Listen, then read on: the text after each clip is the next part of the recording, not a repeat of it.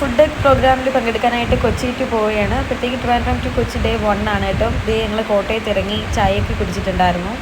ചായയൊക്കെ കുടിച്ചിട്ട് പിന്നെ അവിടെ നിന്ന് വീണ്ടും പോകണം. അപ്പം ഇത് Kerala's premier exhibition food and processing and packaging സെക്ടറാണ്. മെയ് 22 മുതൽ 24 വരെ കൊച്ചി ജവഹർലാൽ നെഹ്റു ഇൻ്റർനാഷണൽ സ്റ്റേഡിയത്തിൽ ഗ്രൗണ്ടിൽ നടക്കുവാണ് കേട്ടോ. അത് അവിടെ എത്തി ഞങ്ങൾക്ക് വേണ്ടിയിട്ടുള്ളത് ഈ ഒരു ഇതായിരുന്നു കേട്ടോ പറഞ്ഞിട്ടുണ്ടായിരുന്നത്.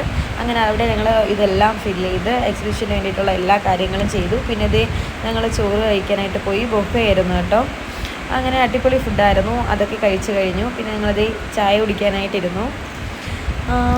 ടീയൊക്കെ കുടിച്ച് കഴിഞ്ഞപ്പോഴത്തേക്കും പിന്നെ ഞങ്ങൾ കുറച്ച് ഐസ്ക്രീം എല്ലാവർക്കും കൂടി പറഞ്ഞിട്ടുണ്ടായിരുന്നു കേട്ടോ.